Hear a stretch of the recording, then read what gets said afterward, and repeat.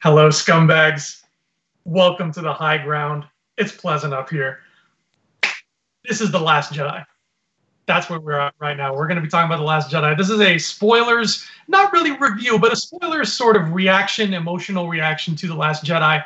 I'm Andrew Fantasia. You know me. You like me, I hope. And I'm joined by somebody else you know and like. That's Rob McDonald. What's up, guys? Yeah, glad to be here. Glad to talk The Last Jedi. I've seen it twice now, so. Damn, son, you're on a roll. Yeah. I'm fresh from my first viewing. Just came back a couple hours ago. A couple of things to announce before we get started regarding the Facebook contest that's going on the channel this week. On the episode of the Rebel Scum podcast, the main show, we're going to announce the winner of the Facebook contest. Is it you? It's not you. It's you. I know that. Me? I know it's going to be you. It's going to be you. And also, we're going to announce a new contest on that episode too. So keep your ears open for that. Contests everywhere. Contests galore. So like I said, we're going to dive into this reflection on The Last Jedi, but this is going to be full of spoilers right off the bat. We're not going to sugarcoat anything. We're not going to tap dance around stuff. So if you have not seen this, stop what you're doing and go see it, for Christ's sake. I mean, it's out. It's out. Do it. And then come back to talk to us, because this is going to be spoiled rotten. So here we go. Rob, how you've seen it twice? Were either of those times today? Like no. Okay. Once was today. The second time was today. Yes. Oh, second time was today. All right. Yes, that's right. So you're after your initial watch, your first watch, you walked out of that theater. What's going through that brain of yours?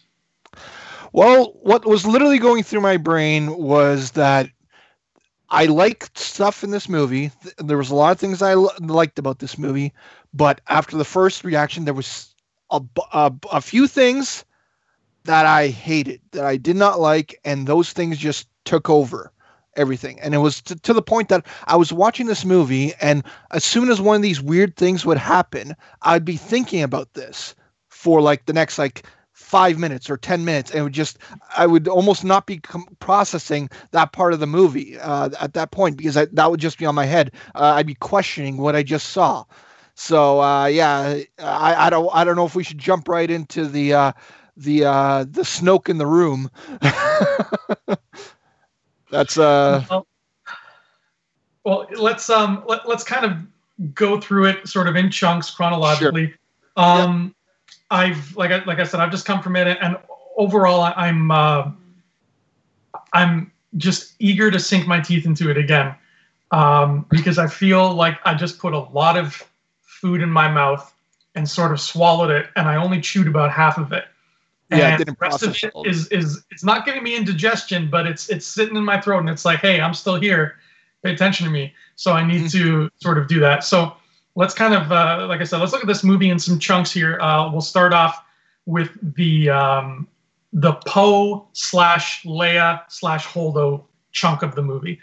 Right. I thought Emmeline Holdo was magnificent. I was expecting to be underwhelmed by her. I was expecting her to just kind of show up for a little bit and just do whatever.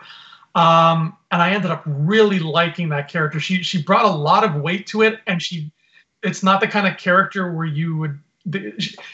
She was, to me, the good guy version of Piet. Piet didn't need to leave a lasting impression on us, but he did. Okay. Just because between writing him into specific scenes and the actor doing what the actor did, I felt the same kind of thing. Laura Dern took this character that could have just been a throwaway character. I mean, she's only in one movie. She's not coming back. Yeah.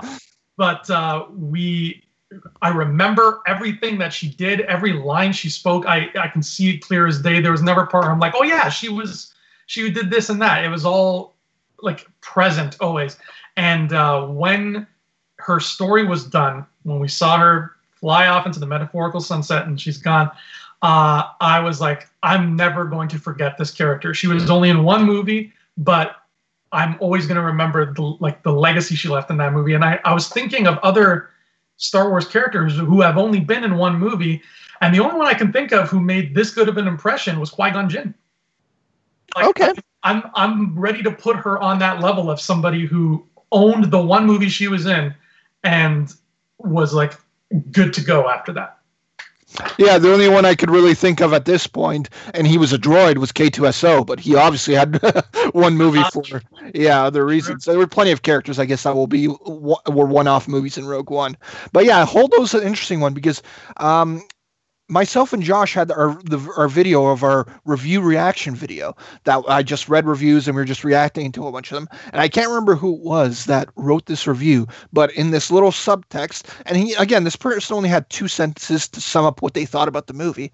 And within these 2 sentences, they mentioned Holdo and how much they loved Holdo. They said that Holdo was their favorite character, which is kind of odd to just hear out of the blue before I had seen the movie. I'm just like, somebody's favorite character is Laura Dern in this movie? That's kind of weird. So yeah, it was kind of interesting. Yeah, and she was good. Her acting was very good. But I have some other problems with her character that is just part of the character and part of a bigger problem that I have with the entire movie. So I'll save that part of it till later. But yeah, I like her acting though. I completely agree with you there.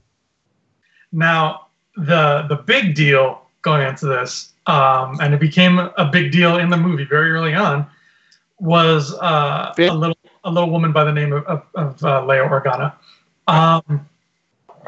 This, again, like I said, spoilers are in here, so you've been warned. We got a scene that shocked me very close to the beginning of this movie because I thought, oh my God, they just killed Leia in front of me. Right. Leia was such a question mark going into this movie. We knew she had finished everything. We knew, Carrie was done, and then we lost her. So everything about Leia, as far as I was concerned, even though we've seen clips of her, shaking hands with Holdo or smacking Poe, whatever, everything that we've heard about Leia to me was sort of, I went into this movie thinking and taking it all with a grain of salt because there was, I would imagine that Lucasfilm would have been scanning this after Carrie's death for some kind of opportunity to wrap up Leia in this movie if they could. If not, then they would have to obviously do it in 9. And so for that brief moment at the beginning of The Last Jedi, I really thought that is exactly what had happened. And it was so sudden that, and then they cut away right after too. So I was just like, wait a minute. And I was looking at my cousin and my friend on either side of me, like, did you guys saw that, right? But then we got that shot in space. And the Leia theme kicks in and she finally uses the Force. Yeah. Oh my God. And I think it would have been so easy, very easy for that scene to have been silly. But I think the combination of just the way they did everything, it walked the line, but it didn't cross it. What do you think? I have, again, this is more going to play into my overall thoughts when I go into it all. But yeah, the Leia thing, I thought the same thing you did when first watch, first time it happened. I thought that they had killed Leia, and even afterwards, when the reaction was that she came back in with the Force, and then she was bedridden, I almost thought like, oh, is that going to be their way of just like she's going to be bedridden for the rest of the movie, and then starting with episode 9, she's going to be bedridden for most of that still, and then she'll wake up at some point, and that's when they'll either do a CG version, which they said they haven't done, or something like that. I almost thought that was going to be the way, and then they would just give her a scene or two in episode 9. But yeah, like it was just weird with the visuals of that because again, like we have not seen like somebody really surviving in space really before that. And the thing about that I thought about visually about that scene was all I was thinking was a scene from Guardians of the Galaxy, right? That seemed like a Guardians of the Galaxy-esque type of a scene. Was there's a moment in the first Guardians of the Galaxy where there's a similar moment like that where somebody's floating in space like that and being frozen over slightly as well because of the coldness of space and whatnot. So yeah, it was an interesting moment when it first happened because again, we got the moment where in the trailer where we thought that Kylo was going to kill Leia, right? That he was going to make the shot. And of course in this movie, we found out that he did not make the shot, but some other TIE fighters did and took her out. Like again. So yeah, it was, it was interesting. It's still a part of that I don't want to fully get into, but yeah, it's also something I'm griping. I'm going to gripe on later in general. Okay. Yeah. All right. So let's move on to the Finn Rose BB-8 DJ chunk. Why don't you kick off this one?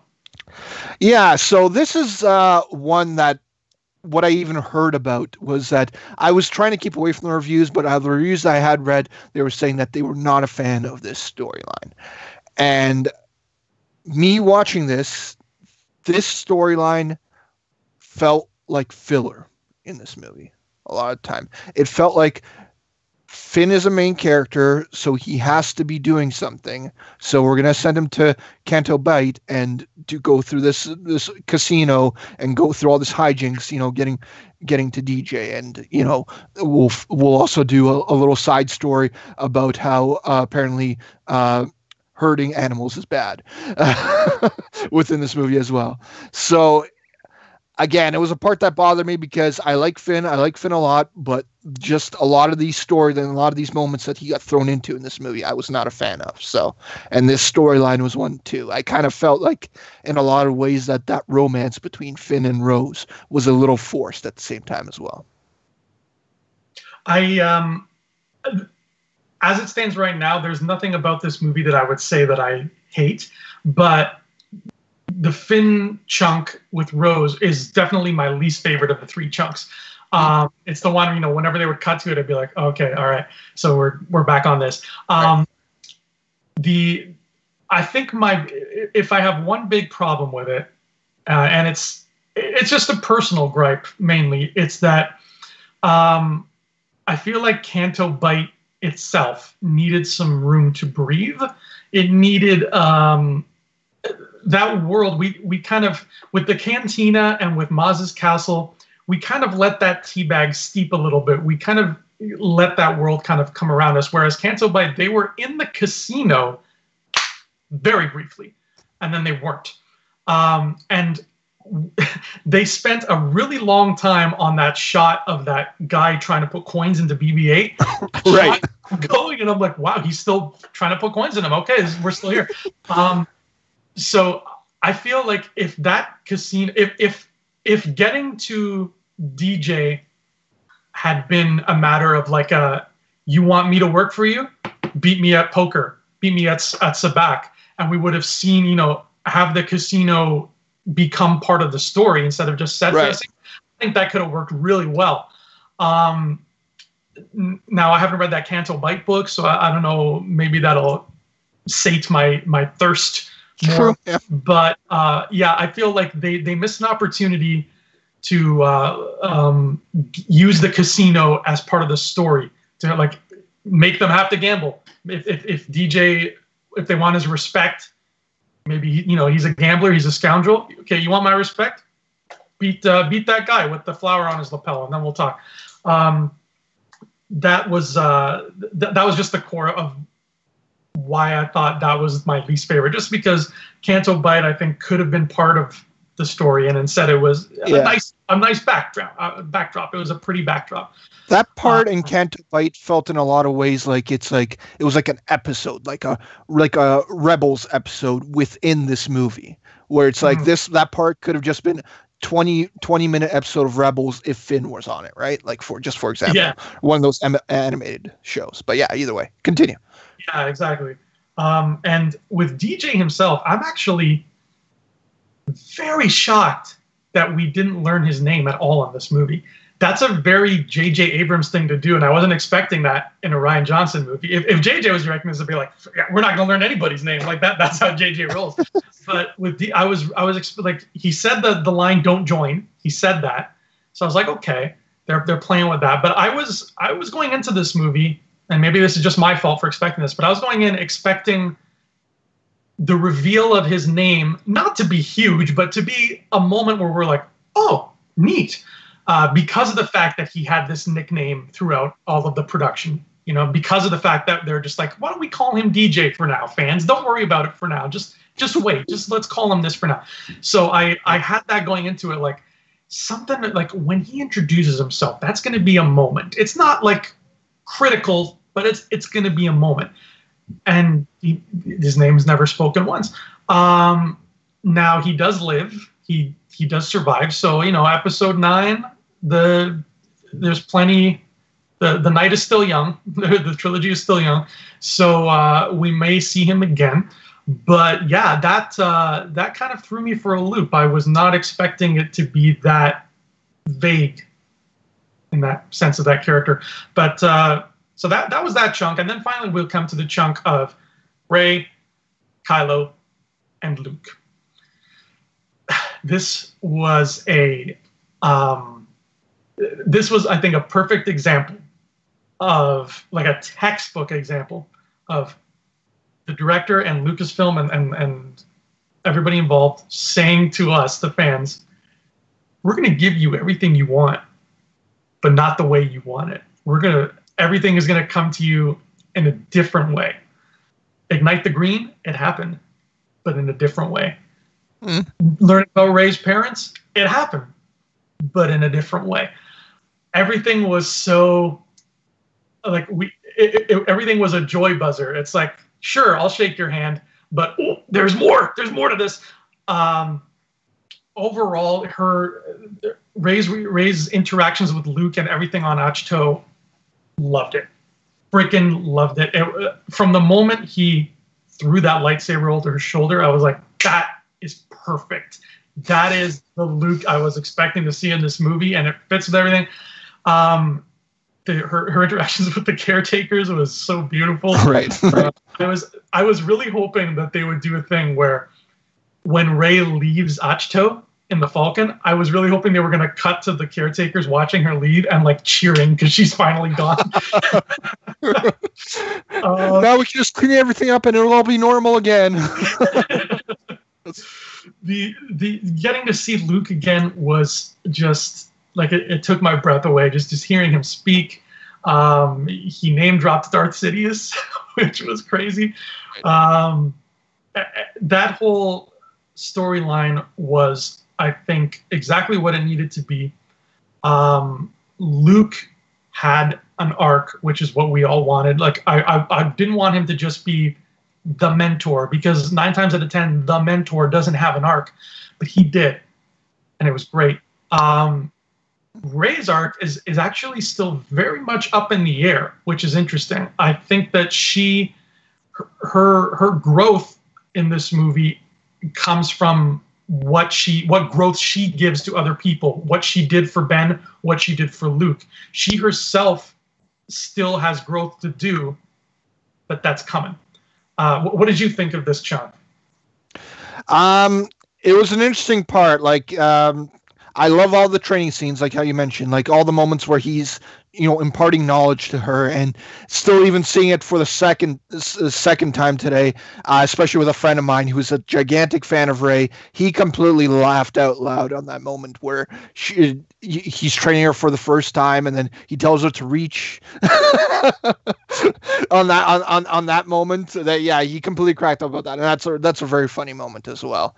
But yeah, like, where my issues started with this was the fact that, we were expecting flashbacks in this movie, right? We saw in the trailers that they were showing the destruction of Luke's Jedi school.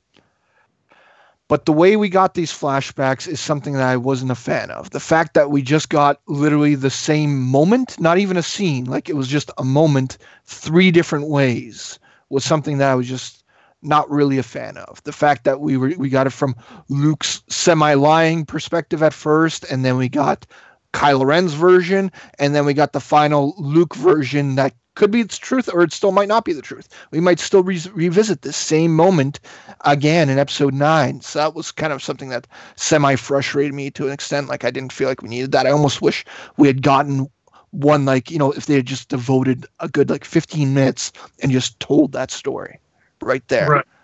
Especially because we haven't gone into the Snoke part yet, but Snoke has some scenes in here, and we still don't know who Snoke really is, right?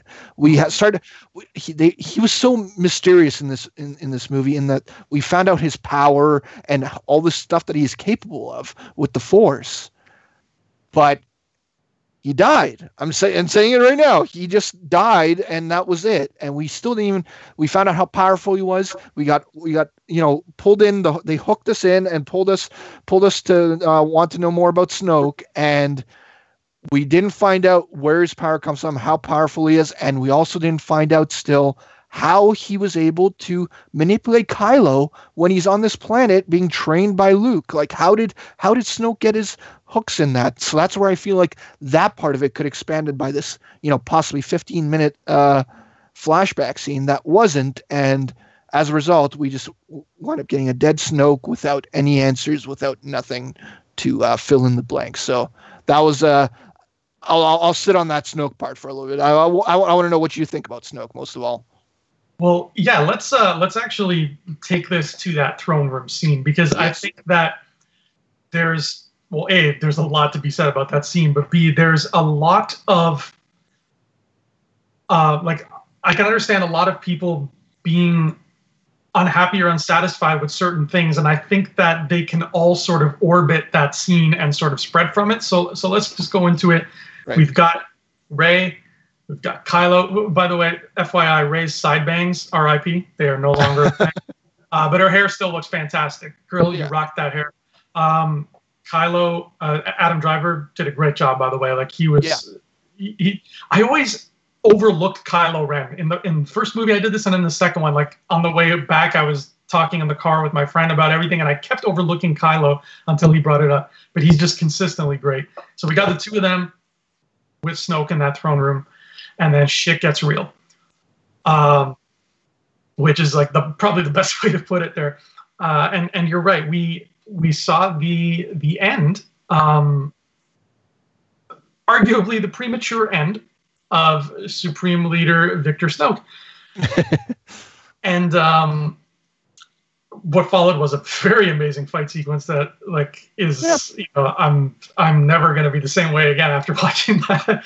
But I believe that there is a lot, like you said it earlier yourself. There's a lot about Snoke that we learn nothing about him essentially, except that he can use Force lightning too. That's a thing. Yeah. So in that story, Luke brought up specifically, like, at that point in time in the story, the flashback that we saw. At that point in time, Snoke had already he had already spoken to Kylo. He had already made his presence known and manipulated him. So that's still something that I think we haven't been given that puzzle piece yet. If that story had taken place before he met Snoke, like if he had been like, oh my God, you're trying to kill me. I'm going to burn things. And then he wanders away and meets Snoke. And Snoke's like, oh, you poor boy, I feel for you. Come join me. That, I think, would... Then if that was the case, it would be okay to know less about him, because he's just, he's a guy who took advantage of a situation. But because he was already there, already messing with this kid's mind, and then all that crap happened at the temple, that leads me to believe that we are not done with him yet, in some way, shape, or form. And I was actually ready. I don't know if you felt the same way, but after Snoke got killed and that fight scene was happening, I was ready to put money on it. I was so sure that before that scene ended, he was going to start putting himself back together. Because when you look at the way that man looks, I'm like, this dude is he's messed up. This isn't the first time somebody has cut pieces of his body off. So I was waiting for his like decapitated hand to start like crawling and like grabbing pieces of himself.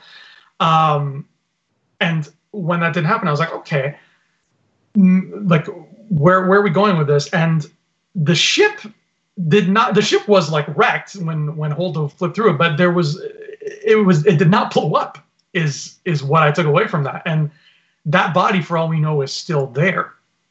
Right. So did you feel that way about his corpse? Like, there was that?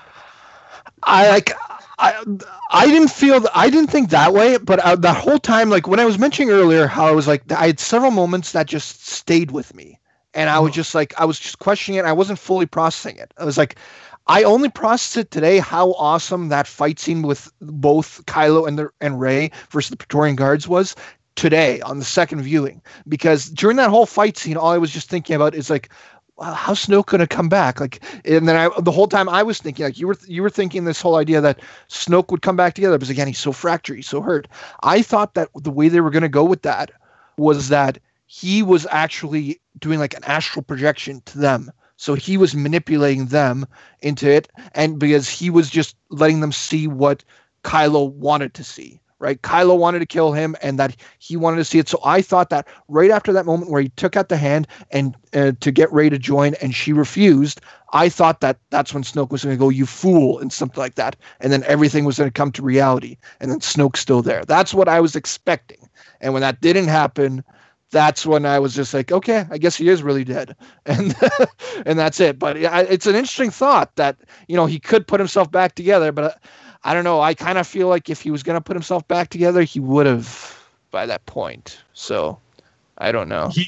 We know so little about him. Who knows what his motives are, right? Who knows? Maybe he was just like, I'm going to wait this out. I hope so. I hope so. Like that would cool. I want to see him come back so bad, because I felt like he was.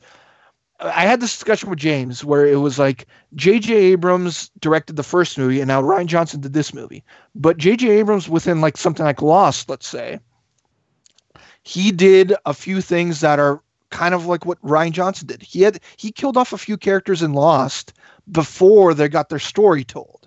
Right. So It was like, what the heck? We didn't find out their full story. And then we're supposed to find out later through flashbacks. But it's like, now to kill off Snoke, who's even an extremely prominent character, is just kind of shocking. So it's like J.J. Abrams directed the first movie, but Rian Johnson did a J.J. Abrams type thing in this movie, kind of, which is kind of funny to me. He killed off people before their time, and he didn't tell us somebody's name. He worshiping the book of J.J. Speaking of J.J., let's talk about the final sort of act in that throne room sequence. Rey's parents. Right. This was something that makes perfect sense. It's something that many people have talked about.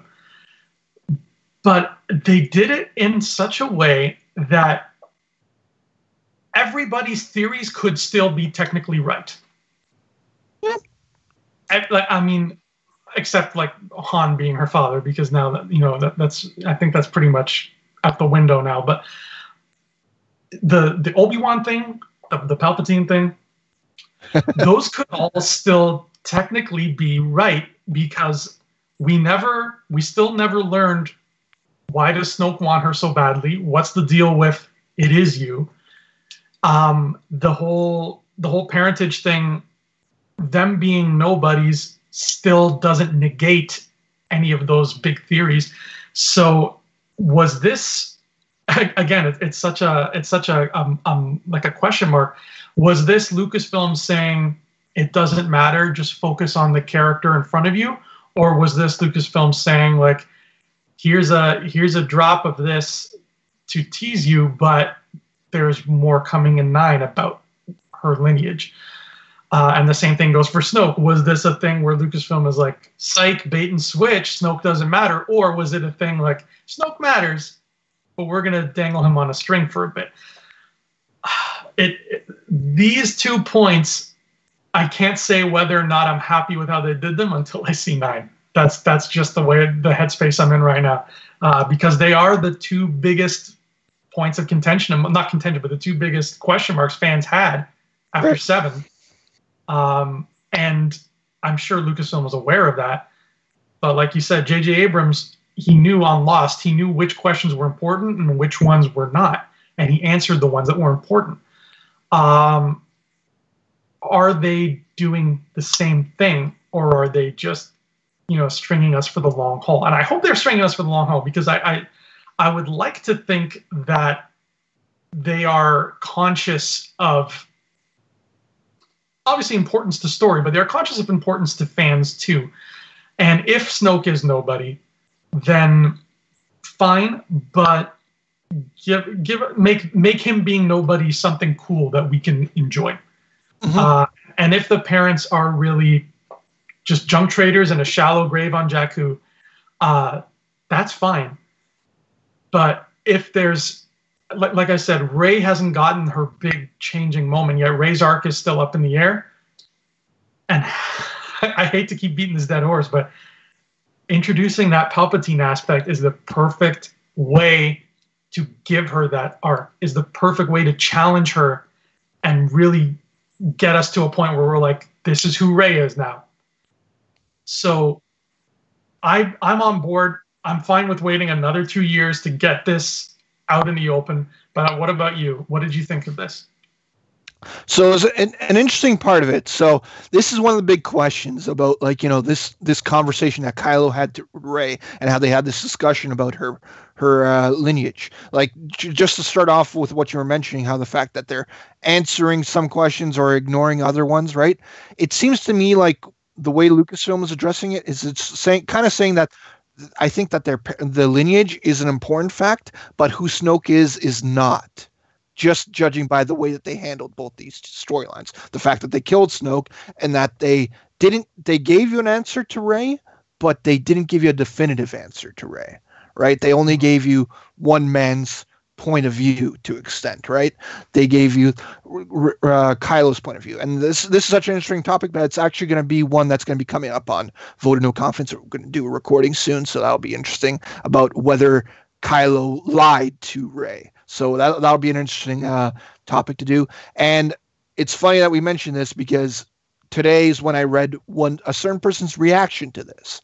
And Rian Johnson was asked about this scenario and whether he believes that Kylo lied to Rey. And what he said in this reaction was that he believes, and he pretexted all of this by saying that I wrote this movie and both Terrio and JJ are doing episode 9, so things could change. But he says he believed that was a genuine answer that from Kylo. That he's not trying to manipulate her. That is his genuine answer. That's what who his parents were, and that he wasn't lying to her whatsoever. But at the same time, I'm kind of thinking, like, why would Kylo know who her parents are? Like, how and why would he know who her parents are?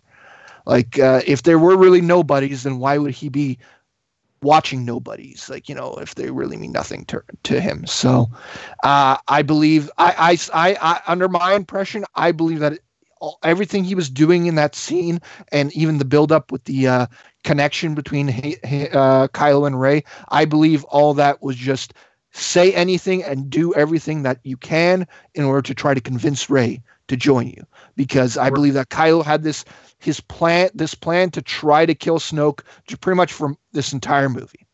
I believe that he had this plan to try to kill Snoke, and that he wanted Rey as his apprentice. And he was just doing every single thing that he could to enact what he wanted, his plan. Yeah, he was not a happy camper when it came to how Snoke treated him. Before we wrap up, there's one more chunk that I want to briefly talk about. And it might, I don't know, I literally just saw it. I need to see it more, but it might be my favorite chunk, not in terms of what happens in it, but in terms of the way it was shown to us. And that chunk is, and I'm not joking here, the stable boy with the broom. I'll go into this in more detail when I give my sort of final wrap up here, but there's something about the way that was given to us that I think is going to keep me up tonight. It's literally going to keep me staring at my screen tonight and thinking. I think that's all I can say at this point until I get to my final thought. What did you think of this part? Well, it was an interesting part because, again, it was this whole movie. And again, like, we should also talk about the fact that we talked about all these storylines, but also these storylines converge on Crate. They all come together, these stories on Crate. So that's an important thing to talk about. But as to talking about this boy and perhaps these children in general, is that, we saw that this boy, he had the ring that Rose seemingly actually gave to him for the Resistance. So I think that throughout this entire movie, it was like, hey, this is the Resistance. We have this many people, and now we have this people. Now this amount, and now we have just a Millennium Falcon size worth of people that are left of the Resistance. They have other ones that were other places because, like in the final battle on Crate, they said they were trying to signal them, but nobody was answering. But so I think that what this was trying to tell us is that there's hope, that there's more people that will join the Resistance, and more specifically, the Jedi is not over, because again, we get the final stand of Luke Skywalker, and now it's just Rey. She is the last Jedi now, and something that I didn't notice the first time I watched it, and watched the second and noticed it the second time, was that Rey, like after they set one of which is my favorite scene in the entire movie, which is Luke and Yoda together. That's my favorite scene in the entire movie, and the fact that Yoda set the tree on fire and then struck lightning and whatnot and just burned everything. But he knew, and Luke didn't know, that Rey took the books, that she has the books in the Millennium Falcon with her. So she's prepared to carry on the Jedi Order, right, in some type of way. So I think what this the reason why they showed that was to show that there are more people out there that will join the Resistance, and more importantly, join perhaps Rey's new Jedi Order. So that was the significance I saw on that. All right. So let's get into final thoughts then. Let's wrap this up. Give me sort of the gist, the compacted ball of dough of what you took away from this movie. And James wants us to give it a score out of 10 as well. So give me one of those while you're at it. Right. So my thing with this movie was that I feel like Rian Johnson really looked to the stars for this movie. Like pun intended, that he wanted to make this movie as big and as awesome as possible. And my problem with that was that I think Rian Johnson, like, he made this unnecessarily complicated to an extent for me, in my opinion.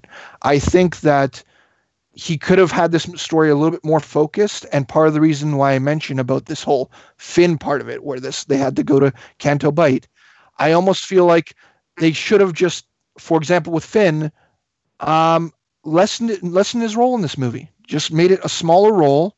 Have him maybe even wake up from his sleep like halfway through the movie or something like that, right? Just have him out of it and have the story more focused on Poe and Leia and all that type of stuff, and Rey and Luke. Just have that more focused, because I felt like it lost focus. I felt like what I'm getting onto, like what I thought about Holdo and some of the other stuff with Leia, I felt like a lot of times Rian Johnson was doing twists for the sake of twists and misdirection for the sake of misdirection to an extent for me.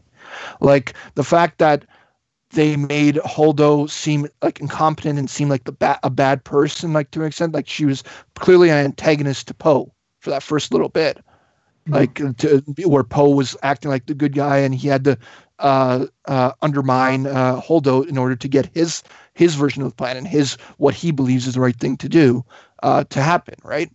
And the fact that they did something with Leia where it's like, hey, she's gonna die. No, she's not gonna die. They did the Finn part on Crate where it's like, oh, he's about to die, but he's not gonna die.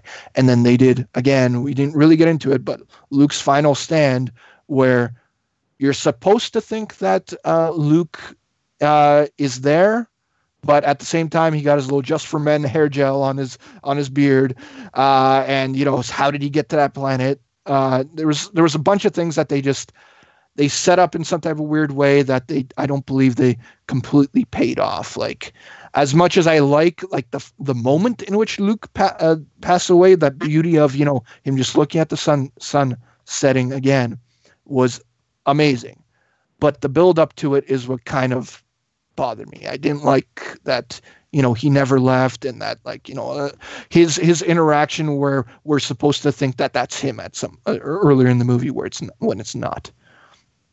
So yeah, I was very much jaded with this movie. Yeah, there's a lot of things. There's scenes that I like, but at the end of the day, I'm not a fan of this movie, and I'm gonna go with a score of 5 out of 10 for this. I was very disappointed with The Last Jedi. I am.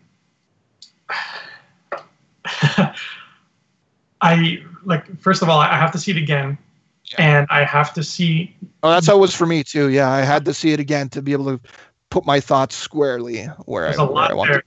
Yeah. And I have to see 9 as well. Like I told people countless times who complained about Force Awakens, I was like, you literally just read chapter 1, read the rest of the book. So whatever number I end up giving it at the end of the day here is going to come with a question mark attached to it, because once I see 9, then I can take the question mark away. But if I walked away with one thought that I can sort of compress from this movie, was that I was stunned at how this middle chapter felt so much like a final one. Yeah. So much like a final one. And that sort of stems from The Boy with the Broom. Something about that final scene, which I loved. I loved that final scene.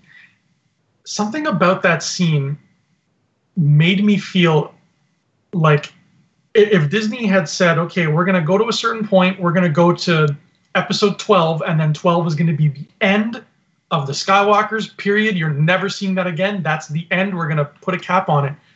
That's what that scene felt like to me. It felt like the end of everything. And when I left, like after, kind of stewing on it for a bit, I realized it was because that scene was 100% an epilogue, which has never been the case in a Star Wars. The Star Wars movies don't have epilogues. They have, a sweeping shot and then to be continued. That's how Star Wars has always worked. An epilogue is very different's not the right word here, but it's an epilogue is exactly what it says it is. And to put it here in the middle chapter, I'm not saying this I'm not saying like it was stupid to put here. I'm just saying it was very astonishing that they put it here. Like to me, if you had gone to 10-year-old me and said they're going to make more of these movies and the final Star Wars movie ever is going to end with this, and you show me that boy with the broom, I would have been like, that's beautiful and that's perfect. That is exactly how this should end. But that being a middle chapter, I am just blown away, because I'm like, how, if 9 is indeed the end of everything, how do you end 9 in a way that's as touching as that? I feel like they had an ace up their sleeve and they played it sort of before the river. So now I'm like, where are we going with this? Like, obviously, okay, Kylo's the big bad now, this and that. The Resistance is small now. I get it. Like, I get the gist of what that story is going to be. But if that's truly the end of of the Skywalker stuff, I mean, obviously we're getting more. But if that's truly the end of this story we've been being told since 1977, how do you top The Boy with the Broom for an ending? And I don't envy them at all for having to come up with that, because that is no small feat. So that's the thing I take away from this movie, is it felt like such a final chapter that I am just, I couldn't be more stunned at what could possibly come next. Like I couldn't be more puzzled in a good way. And like I said, that's why I think The Boy with the Broom is going to keep me up at night tonight, because I'm just going to be seeing that and I'm going to be thinking, God, like what? How do you follow that? So that's where I sit right now, and my number score, if I'm going to have to give it one of those, is I'm going to go with 9 with a question mark. 9 with a question mark. Wow. That's where I'm gonna sit on this right now. So that was High Ground, The Last Jedi. Obviously, we didn't really have a chance to cover everything, but we're gonna have plenty of opportunities to do that. Like you said, there's votes of no confidence coming. There are definitely going to be flying casuals coming. We're going to talk about it on the normal show as well. But we just wanted to kind of give you our thoughts on it, our fresh takeaways. Obviously, Rob is going to see this 912 more times in the next week. I'll probably be seeing it a few times this week as well. We'll really sort of get it into our blood. And the thing about Star Wars movies, and already like Force Awakens is already at this point where it's like we kind of know them off by heart. And once we get The Last Jedi to that point. I'm really curious as to how different we're going to look at it. So do you have anything any final thoughts you want to say before we wrap this up? Well, I think the main final thought is that I think this discussion that you and I just had should be an ode that the internet should just look at. Like, look at what I just did. I have a 5 out of 10. I don't like this movie. I'm not a fan of this movie. But Andrew just said 9 out of 10. He really likes this movie, obviously, and we just had a civil conversation. There was no yelling. There was just two guys talking and saying what we think, which was awesome. So again, this is the thing that I've seen very negative opinions about this movie. So I've seen very positive opinions. And I just hope that those two groups of people can talk and, make their points clear as to why they feel what way without yelling and screaming and saying stuff about their mothers, each other's mothers. I hope that's the main thing. And the only other thing that I will say, I got to do a proper eulogy for this guy. Admiral Akbar, you were the best, buddy. You served the resistance well. Thank you for your service, Admiral. You will be missed. Well, that has been High Ground, scumbags one and all. Thank you so much for watching. We'll see you next time on the channel. You know where to find Rob. You know where to find me. We're going to be all over this talking Last Jedi till we can't anymore. Until next time, may the Force be with you. Always. Hey scumbags, thanks for watching. Don't forget to give us a thumbs up on our video. As always, please subscribe to our YouTube channel, Rebel Scum Podcast, for all the latest videos.